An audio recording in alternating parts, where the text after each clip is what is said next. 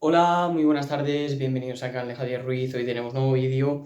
Hoy vamos a homenajear la figura de Gerd Müller, tristemente fallecido hace unos días. Gerd Müller, que nace el 3 de noviembre de 1945, que es uno de los grandes jugadores de la historia del fútbol alemán y uno de los grandes jugadores de la historia del fútbol, al menos de los goleadores más prolíficos. Gerd Müller falleció a los 75 años, en un estado ya complicado. Había pasado Alzheimer, una enfermedad mental muy dura. Ya no se acordaba de quién era, de lo que había conseguido. Pero desde este humilde canal, como hice con el vídeo de Diego Armando Maradona, vuelvo a intentar llevaros la figura de Müller más allá del fútbol, porque tiene alguna cosita, alguna anécdota, no tantas como Diego Armando. No es una figura tan mediática, por supuesto, pero quiero que conozcáis a Gerd Müller, y no solo con los datos, sino con las anécdotas vitales que tiene. Bueno, como ya he dicho, Gerd Müller nace en 1945. El Bayern München se fija en él cuando solo tiene 19 años y lo firma desde el TSV Nordingen, de la sexta categoría alemana. Él está un año en el filial, en cuarta alemana, marca 12-13 goles, no demasiado para la época, pero empieza a coger dinámica de primer equipo, tiene unos 2 años quizá de transición, aunque en 1967 ya llega su primera gran actuación. Mientras tanto, vamos a poner el himno de Alemania, porque creo que significa mucho para el país la pérdida de Müller. Un poquito más bajo quizá, un segundo. Ahí. Bueno, como ya he dicho, en el 67 logra su primer gran título con el Bayern de Múnich. Es la Recopa de Europa. Anota 8 goles en el torneo.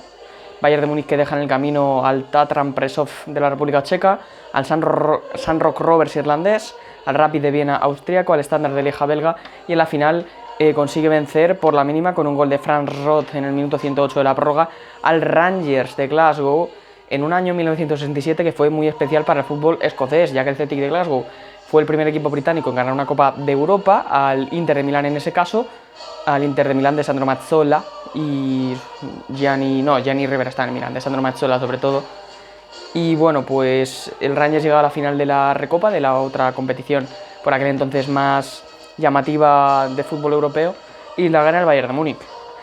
También en 1967 hace su primer título como máximo goleador de Bundesliga, 28 goles en 32 partidos. En el 69 consigue la primera liga con el Bayern de Múnich. Él solo consiguió 4 ligas y 4 supercopas alemanas. No es mucho, pero es que el Bayern de Múnich en los 70 vivió una guerra encarnizada, sobre todo contra el Borussia Mönchengladbach de Jupp Heynckes, de Alan Simonsen, entre otros grandes jugadores.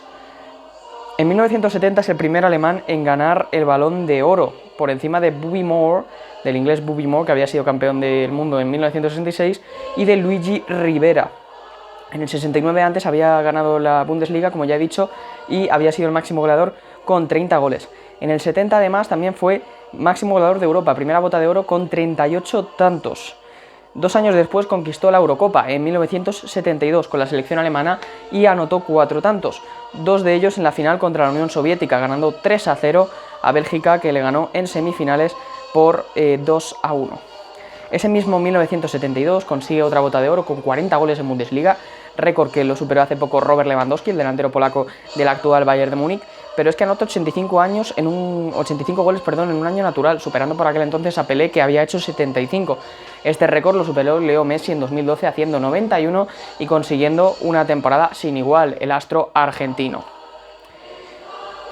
Tenemos en 1974 su primera Copa de Europa contra el Atlético de Madrid, un partido que es mítico, sin duda, empate a 1 en el encuentro de ida, con un gol de Luis Aragonés de falta para el conjunto colchonero, pero con George Schwarzenbeck sorprendiendo a Reina desde muy lejos para forzar el desempate. El desempate, un doblete de Uli Hoeneß y un doblete de Gerd Müller, harían que el Bayern se llevara ese título. También gana el Mundial del 74, superando a Países Bajos y haciendo 4 goles en el torneo. Uno de ellos en la final, en un giro fantástico, una de sus grandes habilidades, girar y armar la pierna muy rápido. No veo ningún delantero en la actualidad parecido a él en ese sentido. También comentamos alguna anécdota de su vida, porque quiero comentar estas anécdotas, tengo hasta 5 distintas. Vamos a comentar 2. Primero, que el director deportivo de la época del Bayern de Múnich, Zlatko Kakowski, le preguntó al torpedo que para qué le serviría un atacante con pinta de levantador de pesas, ya que Gerd Müller era de baja estatura, 1,76, piernas muy cortas y muslos anchos. Luego totalmente vería Zlatko Kakowski que se había equivocado y que estaría ante el que quizá fue uno de los mejores jugadores de la historia del Bayern de Múnich. Ya termina el himno alemán, luego pondremos otra canción, una canción que hizo Gerd Müller, por cierto, pero esta es la primera anécdota de su vida, cómo le valoró el director deportivo Zlatko Kakowski en sus primeros días. Por ejemplo, en el Mundial del 70 cuenta el peruano Juan Carlos Esteves que se llevó una camiseta peruana, o sea que se le intercambió con Cubillas, un futbolista peruano que también es de los mejores de la historia del país andino, y que luego compartiría con él camiseta en Estados Unidos en los años finales de los 70 y principios de los 80, y que después de hacerle 3 goles a los peruanos, intercambió esa camiseta. Por ejemplo, un delantero peruano en la actualidad, Pablo Guerrero, ha dicho que se fija mucho, que ha visto muchos vídeos de Gerd Müller y que se inspira en él. Luego contaremos más anécdotas, por ejemplo con Franz Beckenbauer o lo de la música. Seguimos con la cronología un poco de Gerd Müller. En el 75 consigue su segunda Copa de Europa consecutiva, esta vez ante el Leeds United. Anota otro tanto en la final, marcando en otra Copa de Europa. Casi se me va el papel. En el 76, tercera Champions seguida para hacer una trilogía fantástica con el Bayern de Múnich en lo que fue quizá uno de los mejores Bayern de Múnich de la historia del fútbol. Esta vez le ganaban 1-0 al Saint Etienne de Platini con otro gol de uno de los importantes en ese equipo de Franz Roth en un partido muy ajustado ante los franceses, ante Les Beort. En el 78 marca su último gol en Bundesliga frente al Kaiserslautern y establece un récord goleador en Bundesliga con 365 goles, un récord que hasta ahora nadie ha podido alcanzar y que va a ser muy complicado, ni siquiera creo que esté a la altura de Robert Lewandowski. 2 anécdotas más las cuento con Franz Beckenbauer, uno de sus compañeros que más le admiraba decía esto de él. Era feo de ver, con esas piernas cortas, gruesas y los hombros inclinados, pero a la vez era veloz como un rayo y saltaba como una anguila. Era imposible distraerse un segundo con él, si no te la liaba. Eso decía Franz Beckenbauer, otro grandísimo del fútbol alemán. El propio Beckenbauer tiene una anécdota curiosa con él, ya que en un partido en el que compartían camiseta los dos con el Bayern, le pidió a Gerd Müller que ayudara en la defensa, y Müller contestó que en cuando Franz Beckenbauer le ayudara a él a meter un gol, él bajaría a defender para ayudar a su compañero. Un par de datos más de su carrera y nos vamos con las anécdotas finales y con una de sus canciones. Juega su último partido con la camiseta del Bayern en 1979. Consiguió 568 goles en 611 partidos con los bávaros. En total, en su carrera hizo 725 en 787 partidos. Además, con la selección alemana marcó 68 goles en 62 encuentros, un ratio poco visto en ningún jugador en la historia del fútbol mundial.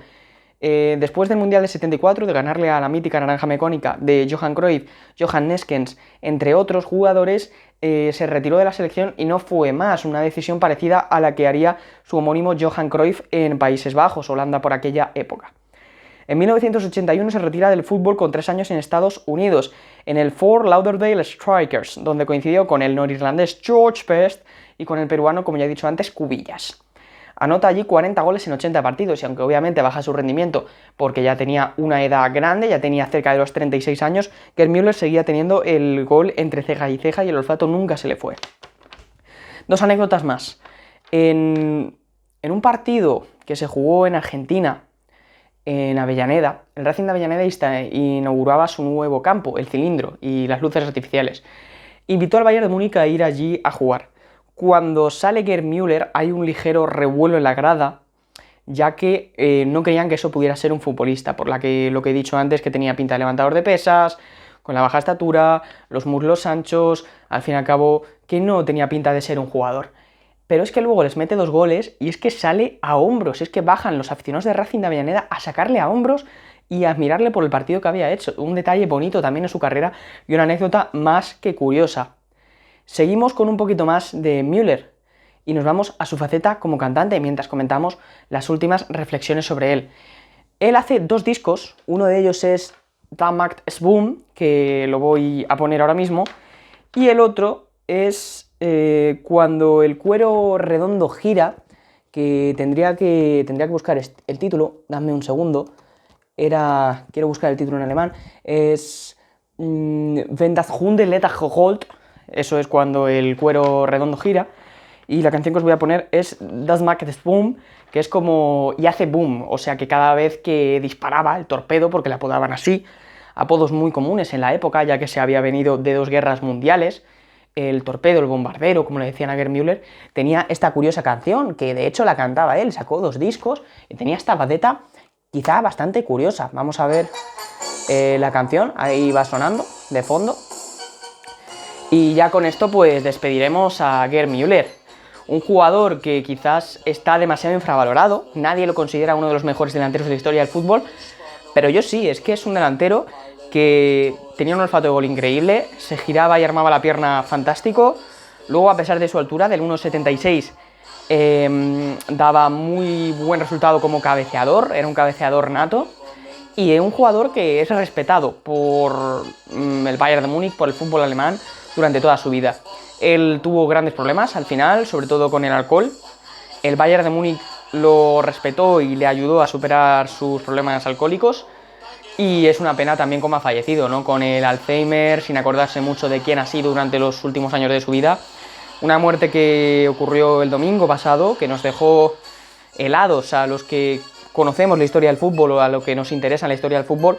Cuando te hablan de Gerd Müller, pues piensas en un gran delantero, un delantero de época, y sobre todo en un jugador que marcó a toda la generación de los 70 y de los 80. Y bueno, espero que os haya gustado el vídeo. Yo creo que estos vídeos son muy interesantes porque conocemos a jugadores antiguos. Y bueno, pues espero hacer más vídeos de este tipo de jugadores, no solo cuando fallezcan, que hay que hacerlos como homenaje porque es algo necesario también para el canal, pero también cuando tenga una oportunidad para hablar de jugadores antiguos y que conozcamos épocas que quizá no nos son tan familiares, pero que también eran muy bonitas en la historia del fútbol. Ahí está acabando la canción, el Das macht es Boom. La verdad que, a ver, no es la canción más atractiva, ya que es en alemán, es complicada la música alemana, pero una canción chula, divertida, y espero que os haya encantado el vídeo. Yo preparo estos vídeos, me gusta investigar mucho, son los más complicados, quizá los que menos apoyo tienen, pero aquí dejamos el homenaje a Gerd Müller y esperemos que al menos os haya hecho pensar sobre un jugador del pasado, sobre uno de los grandes futbolistas de la historia del fútbol y uno de los grandes goleadores. Y nada, hasta el próximo vídeo, nos vemos mañana con otro vídeo de fútbol histórico. Hablaremos del PSV Eindhoven, campeón de Europa en 1988, y veréis qué sorpresas tiene ese vídeo. Hasta la próxima, Javier Ruiz, muchas gracias.